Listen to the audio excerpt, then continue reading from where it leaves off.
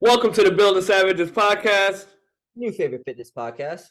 I'm your boy Terrence, aka Building Beast. I'm Evan Perez, aka EP. On this podcast, we talk to our fellow coaches, athletes, and everyday gym goers about health, fitness, business, entrepreneurship, self growth, and so much more. Make sure you hit that like and subscribe, or We'll find you and make you smash the subscribe button. Hope you enjoyed today's topic. So, I'm a big proponent of counting your calories, and I think you don't have to count your calories forever, but I think it's also very valuable information to know exactly what you're eating all the time. Because believe it or not, a lot of people don't fucking eat enough, and that's another story for another time. But I usually recommend, like, for clients that work with me, either give me a 7-day food journal or give me like 2 weekdays and one weekend, something to write down like in MyFitnessPal, just so like they understand what they're eating and also what they need to be looking at and what I need to know. But I think a lot of people like get frustrated and don't have the time, even though they're fucking on Instagram all the time and don't do shit, to like write down what they're eating. So I think there's different ways of doing this, and I think like the easy way is just like the precision nutrition way, which is like use your palm for fucking carbohydrates. You know what I mean? And a lot of times that you can use your hand as a measuring tool. So like use your hand, entire hand for carbohydrates, make a fist, and that's usually your protein, and then use your thumb, and that's usually your fat. And then you can have a shit ton of vegetables every time. If you do that, then it's a good measuring tool. Also, like fucking How many uh ounces would these be? Like when you use and it your depends on your fist, I hand. think is like 4 ounces of Yeah, chicken I would or say four. meat I for was I protein. like 4 to 6. I obviously like I'm a bigger proponent of having like a higher protein intake, like maybe like 0.7 to 1 grams of protein, like towards your body weight. But again, nobody's gonna fucking count that. So like if you get like a 4 to 6 ounce piece of chicken, that's usually like I don't know how many grams of protein off the top of my head, but that's usually a good amount of protein throughout the day. I think if you also like make sure you eat a if you make sure you eat a protein, a veggie, or a fruit at every single meal, that usually helps out a lot. Like that gives you a lot of structure and that satisfy your hunger enough that you're not over ingesting on the carbohydrates too. Especially if you're trying to lose fat. Um, and then also making sure, I mean, protein's super important, so it's hard not to like fucking eyeball that or like not be able to like say that to drink a protein shake. But I'm a big fan of like drinking the protein shake not as a meal replacement, but during the day to make sure I hit my certain number that I need to hit. So I'll have one after I train all the time, and I'll make sure I'll have one throughout the day just to kind of hit my mark every time. But those are simple ways. Do you got any like simple ways to kind of like do this without like actually tracking your calories? Yeah, I think for me it's more like hitting the checklist. It's Yeah. kind of going off of what you said a little bit, but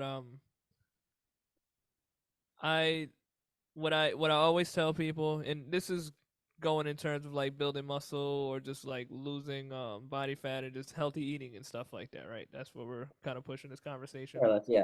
All right, cool. So let's take it in terms of someone just looking for um general good eating habits, right? So I don't want to measure my calories.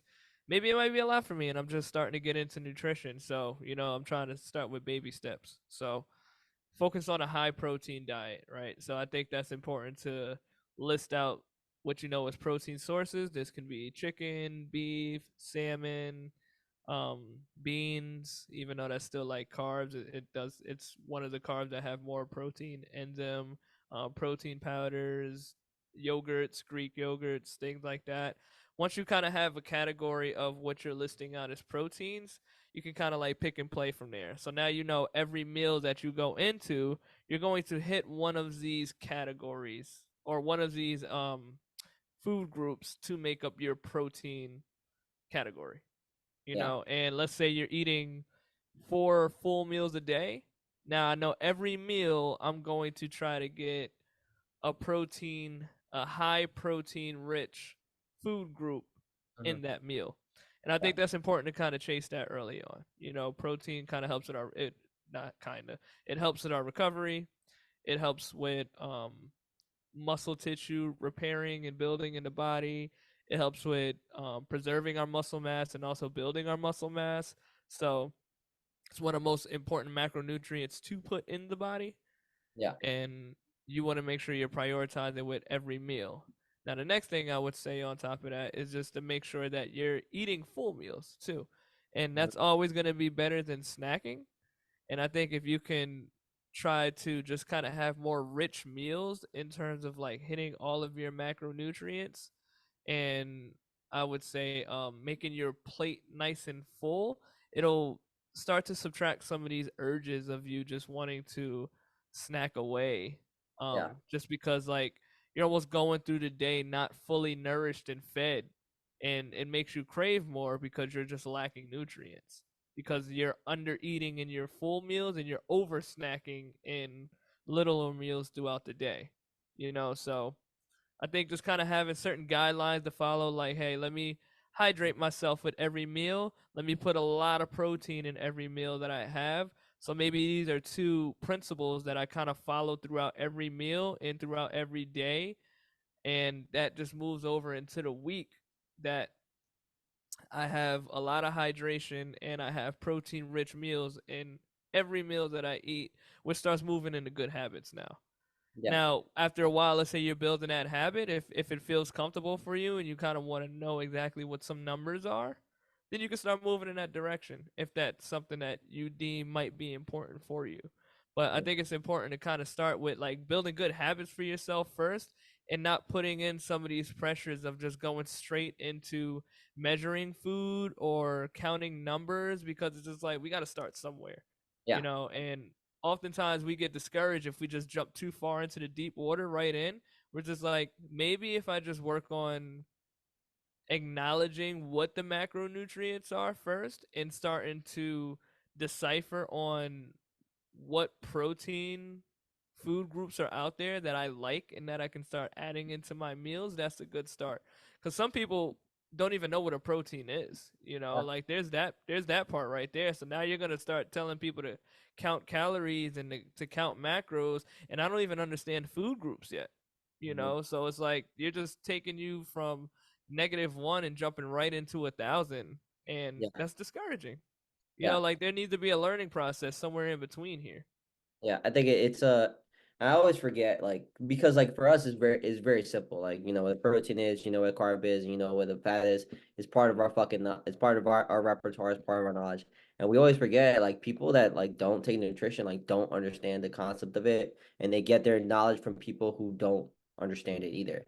And Yeah. like carbs are bad for you. Too much protein can make you sick. Fat is fucking bad for you and all that stuff. And then they're eating and they're getting into these habits that don't align with their goal, and then they're figuring out that they're not reaching their goal because then their nutrition sucks, and then they have to change their mindset. So I think it's even though it's arbitrary and very simple for us as coaches, like I feel like we also get a little frustrated sometimes, like trying to teach these guys, but it's also because like they don't know anything. It's like trying to teach like someone who doesn't know Spanish, and you're like, what are you talking about? It's the easiest fucking thing in the world. And you're like, Yeah. no, it's not. I don't First even of have a all, foundation here yet, you don't even have the for foundation. sure. All you know is fucking like porque or whatever the fuck. So like you just know that you have to eat food. That's it. Yeah. And I I think think, it's like us fitness professionals and coaches, like without getting so frustrated so easily, it's just like really try to assess where someone's foundational ground is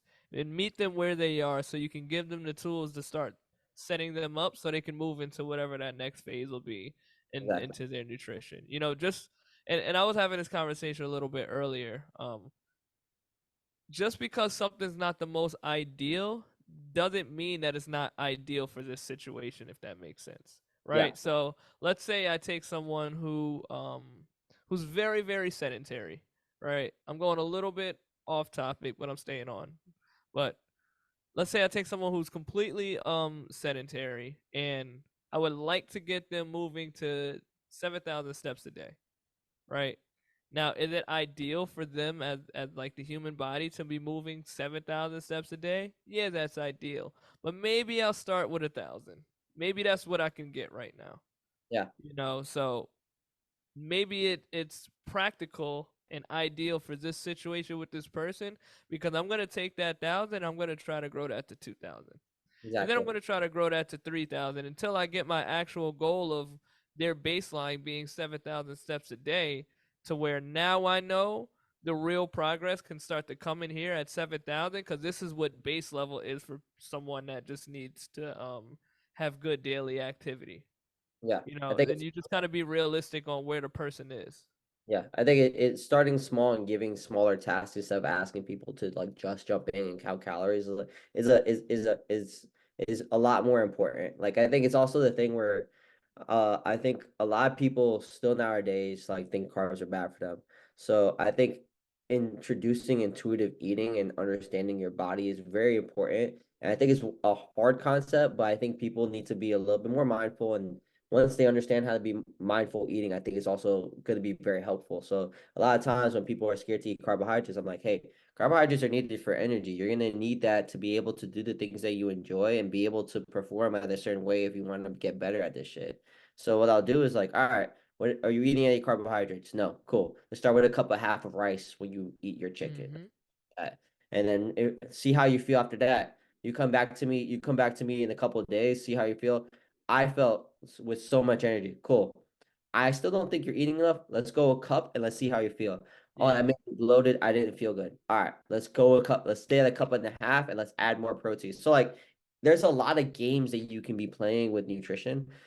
Especially like this is probably more this. I wanted this to be like more for like new people, but sounds like a lot more for coaches who are getting frustrated with nutrition coaching.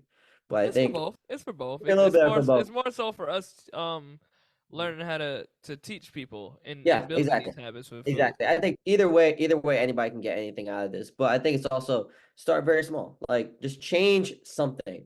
If you feel, here's the thing. I don't like complaining when when people don't do enough of the work. But if you start somewhere, like even if it's something small, like fucking starting with like adding a little bit more protein, adding an egg here, starting to drink a protein shake, even if you're scared of drinking milk, drinking with water because you think it's too many calories. Yeah. Like add things here and there instead of starting to take away, and then that's gonna help out a way. I think I'm a bigger adder when it comes to nutrition than I am a big takeaway, because people have an emotional bond to food. That's the thing. That's just natural stuff. I'm not gonna take away the beer because you cannot function without it. Cool, which is a lot of people down here in Texas, by the way. Nobody can function without. But I'm not gonna take that away. Let's add something. Let's add steps. If you know you're gonna fucking go get hammered one day, let's have a little bit more let's have less calories in the morning. Let's go eat while you're drinking, so you can make sure you don't get too fucked up, but you also like are a little bit more in control of your caloric intake. So it's all about habits, but it's also about adding what needs to be added, even though it's not, like you said, it's not really like intuitive for that person to do it or really like ideal for that person to do it. But Yeah, if you until it figure it becomes. out, yeah, until it becomes ideal. Until it Yeah, becomes. And then the good thing is like when you start adding things like that, eventually these things that you add start replacing other things, which is exactly. what you're trying to push for over time. Exactly. You'll start seeing the results once you start adding stuff. And once people start adding stuff and feeling more comfortable with the things, especially like the the issues that they had with like the mentality that they had with like their nutrition and stuff like that, like I think that will be also super important. Like once you flip the switch of understanding that um quality and quantity matter more than clean and dirty food. I keep hitting this fucking thing today. Jesus.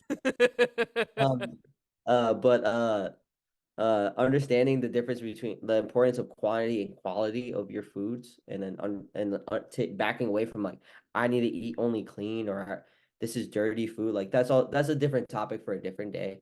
But changing the mindset of your nutrition and adding things instead of taking away like is super important. And Like understanding it. You want to understand the properties of everything that you're eating. exactly. Understand what a macronutrient is. Understand what a carb is, a fat is, a protein is.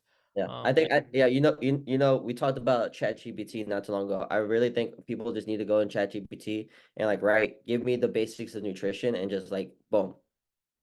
yeah, Like we'll literally just tell you, carbohydrates is our first source of energy fuel. yep, Fats is our long sustainable energy fuel. also for your And hormones. protein is for maintenance and building in the body. That's the most simplified way that you can describe these things. So they're all important. They're all super important. And I think the sooner people understand that you need to have all of them. I think also like Quick little people Google search will let you know. exactly have all of them all at once. Like don't take out a macronutrient. You never want to take out a macronutrient entirely. You never want to not have any protein, not have any fat, not have any carbs, and then mix and match. You will not be in a great fucking place, especially carbohydrates. Like I've seen people turn fucking white because I'm not eating any carbs anymore and whatever like that, and not be able to function as a human. If you want to function as a human, make sure you have your carbohydrates, make sure you have your proteins, make sure you have your fats. And a lot of times, fat's just oil, bro. Like, just put olive oil on your stuff. Cool. Make sure you have your vegetables at every single meal or your fruit. Cool. And you're done. Yeah. It's super simple. Also, the last thing before we move on, try. This is simple for everybody. Just make life easy, especially if you don't want to count calories. Keep your nutrition as consistent as you can, at least 80% of the day. Yeah. The That more helps. consistent your nutrition is, like if your breakfast is the same every day and your lunch is the same every day with little spices here and there that's changed, Yeah. do it. But don't randomize your nutrition because then you always are all the time not knowing what the fuck is going on. Keep your structures pretty similar, and then you can just kind of plug and play with whatever the food is that you want sometimes. But the more Exactly. you can kind of keep your structure or like the skeleton of how you eat or your template, maybe that's a better way to get people to understand. Like you might Better have way. a template of how you eat. So maybe this day instead of you doing salmon for your protein, you decided to do like um swordfish, or you wanted to do like This chicken man, or something like this that. man said swordfish. Swordfish. Who the fuck eats swordfish? But it's I'm an like, exotic eater. but it's true. Like it's a simple change like that where you just change the protein that changes the whole meal that Yeah. will get you away from making it feel repetitive. Yep. That's all I'm Yep. saying. Yep. Maybe instead of rice today, I decided I wanted to use sweet potato Yeah, or and Korean yam or something like that. exactly. Instead of fucking eating broccoli, I ate like fucking grass. I don't know, man. I'm not exotic for you, but like whatever the fuck you want to eat. If you want to eat grass. Look what Eric is. Look what F is eating. Fucking I grass. don't know. I don't know what people eat, man. I don't judge people, man. Hey, man, we live in a weird generation. If people want to be fucking cows, you know what I mean? Because they identify as a cow, let them eat the grass. That's all I'm saying. I can tell you, I will not be eating grass. Part of my vegetables. Man, it's cheap and it's free. It's outside. I was joking. I was talking to Ashley the other day, and she had posted some video up of like some girl that like blended like chicken in like the blender to drink it Oh as like no, a protein. fuck that. I Yeah, was no. like, I don't give a fuck what my goal is. There's I've never, never gonna be a I've point never, that I I've need to never blend drink. chicken. I'm never drinking meat. I will never drink meat. That just sounds wrong. It's not It happening, yo. sounds wrong. I mean, no, man. You drink Nothing in my food. goals that tell me I need a blended piece of chicken with Exactly. water Yeah. in my magic, or what do I have, the NutriBullet? No, that's not my Yeah. ninja. I got my ninja now. Yeah, I'm There you not go. doing that.